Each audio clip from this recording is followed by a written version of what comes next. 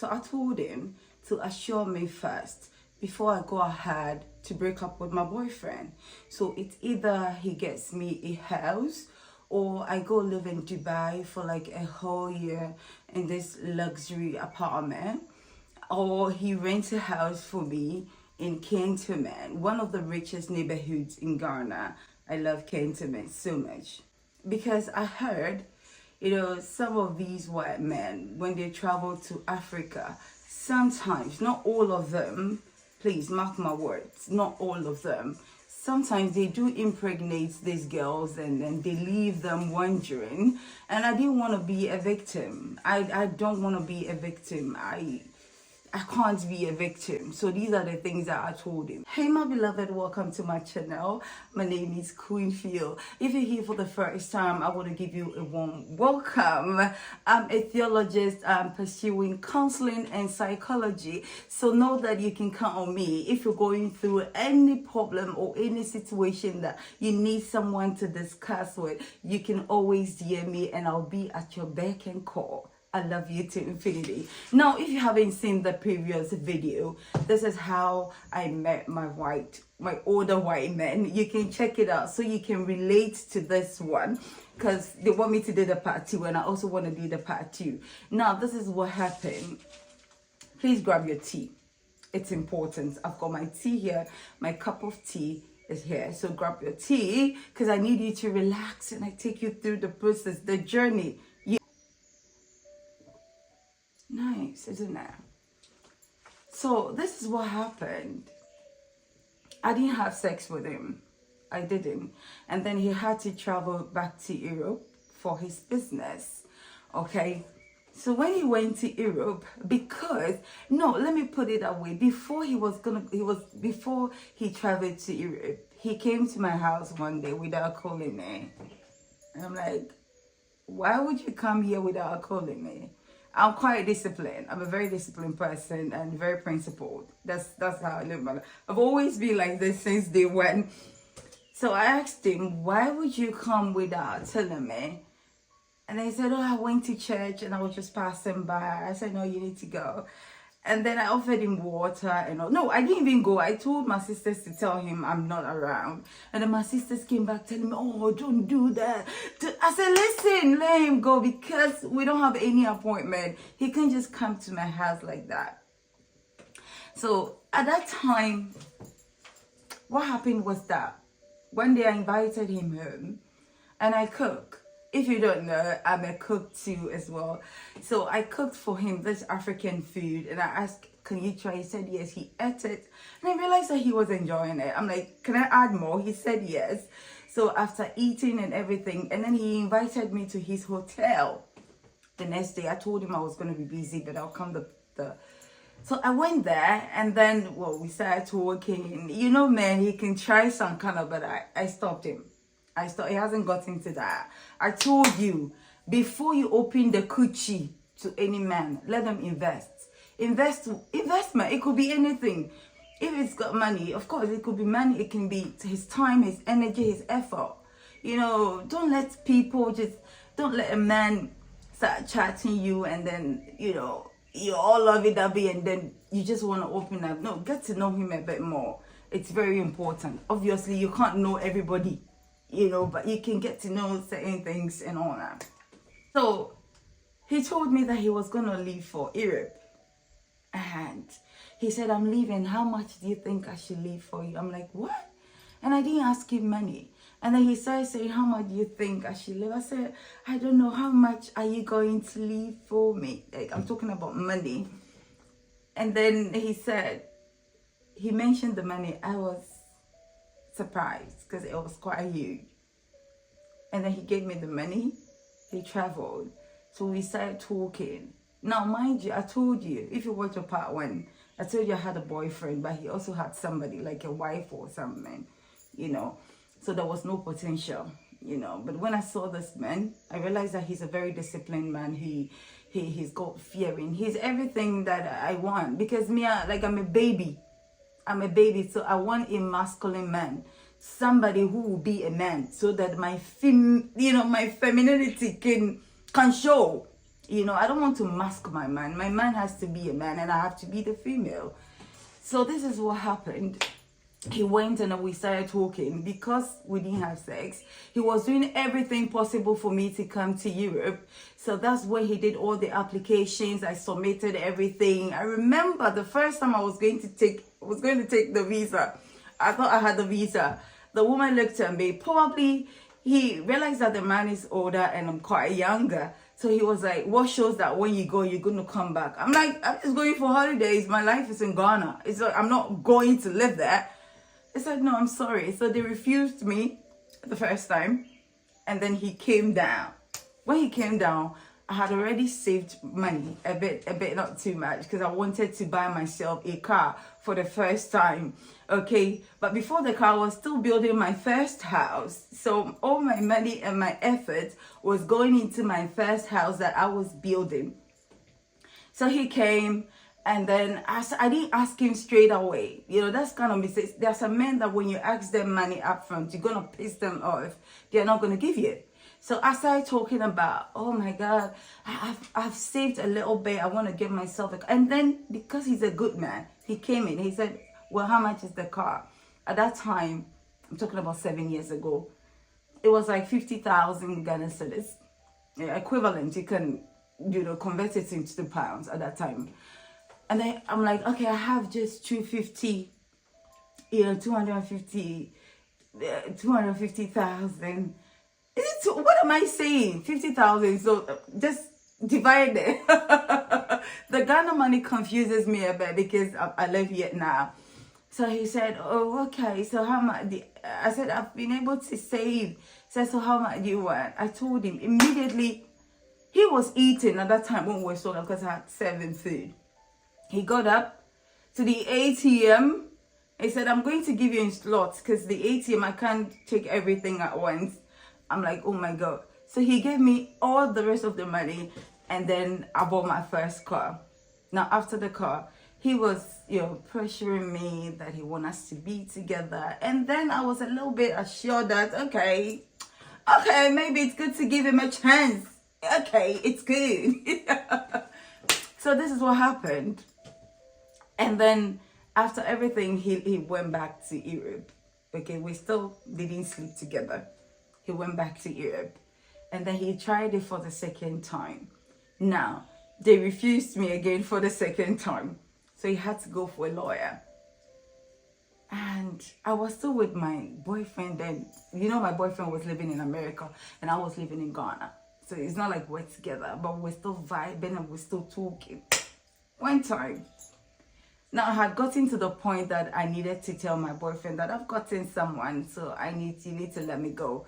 Because he was so obsessed with me. He loved me so much, you know. And of course, I also loved him. So my husband now wanted to propose to me. And then do you know what he did? For the first time, he flew me to Dubai.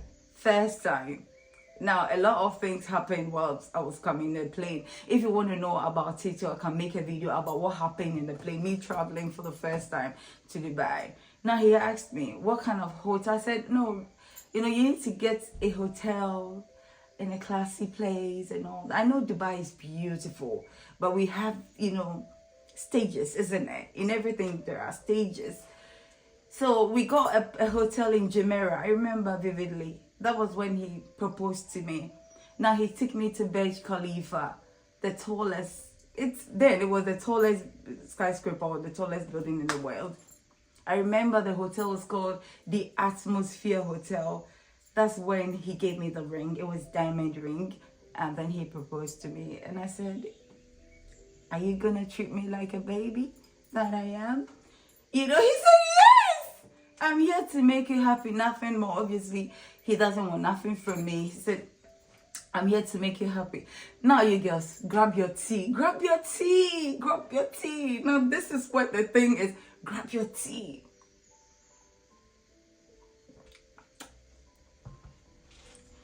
So, before I was going to Dubai, I told my boyfriend that I was going to Dubai. And he was surprised because he's not the one taking me. So, what are you going to do in Dubai? I'm quite honest and frank person. So me, I say things at, I don't know how to hide. I can't do it. So let's go ahead.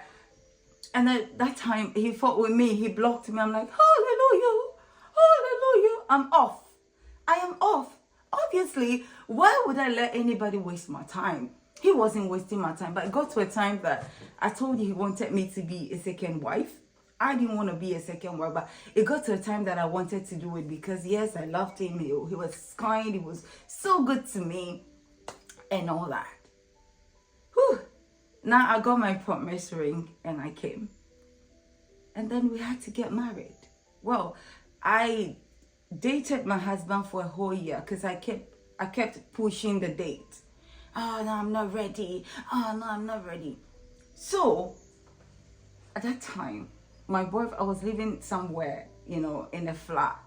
It's an apartment. Yeah, apartment, like a 2-bedroom apartment that my boyfriend rented for me. But the area wasn't luxurious at all. But it was okay, like a normal stuff. So before my husband was before we get married, I told my husband, so it's either I want you to rent a house for me in Cantonment. And he knew that when I went to Dubai, I fell in love with Dubai. I love Dubai so much. So I wanted to live it. I said, so it's either you rent a house for me in Cantonment or I go live in Dubai for like a whole year. And trust me, I said these two things to him. And I sat down. Now, houses in Cantonment at that time, the kind of house that I wanted was like $2,000, $3,000 per month, $4,000. And I said, I'm like, why would I rent a house in Cantonment, live there for 2 years, and then the 2 years, everything is gone. Nah, I ain't gonna do that. And I'm like, okay, then let me go and live in Dubai. Because I love Dubai. Like, I love Dubai. But I sat down again, I'm like, nah, this is not me. Nah, I need to think about the future. Now I started thinking that, okay, what if we get married and then I get pregnant and this man ran away? Obviously, he's a gentleman. He's not going to do that. But me, I think both positive and negative. That's how I am. I said, what if we get married and he runs away or if something happens? What am I going to do? What am I going to do? So I talked to him one time, like, honey, I think that I've calculated the money. Okay, so imagine if you're going to rent for me in Cantonment for 5 years or 2 years. Look at the amount.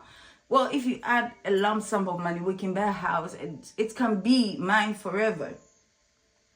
And then he said, oh, that would be expensive. So we looked at a few houses, $300,000, $200,000. In Ghana, houses are quite expensive, I'm telling you.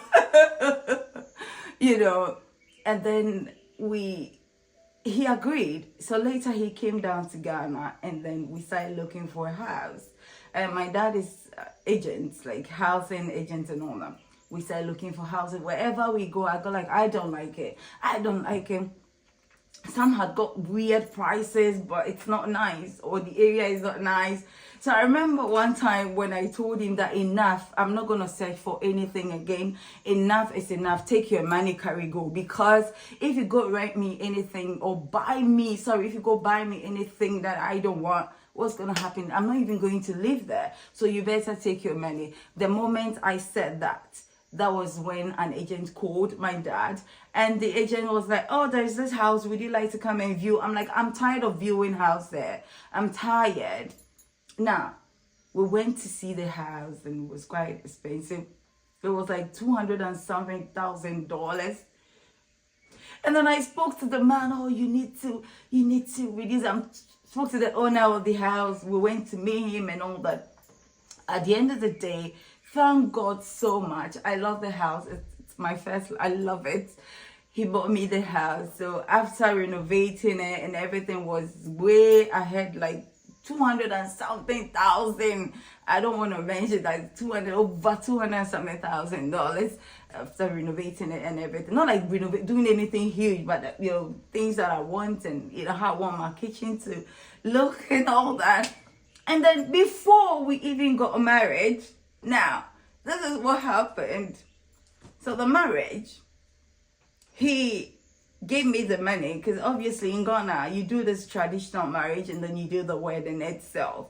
Okay, so he gave me the money to do whatever I have to do with it, and then something happened with the money. Obviously nothing strange, but of course I'm going to end it here. If you want to know what happened between the money for the marriage and how he gave me huge money at that time to open a spa, like a salon in Ghana, and what I did with the money and where the money has gotten to as we talking and all that. If you want to know everything, let me know. But don't forget to follow me on my social media platform. I've got TikTok. I try upload every day on my TikTok. I got my Instagram. That's when you can DM me if you're going through anything and you want to discuss with me. Now, as a counselor, you should know that whatever that we share, it's private, it's confidential, it's between the two of us. That is it. Okay, so feel free to come to me at any time. When you send me DM and I'm free, I'm going to get right back to you. If you enjoyed this content, please subscribe for more. Don't forget to like it. Push the algorithm. When you like it, the YouTube knows that, okay, they like the content, then the algorithm goes out, they push it. So do it for me, okay? I love you to infinity. Take care of yourself. Ciao! Salute!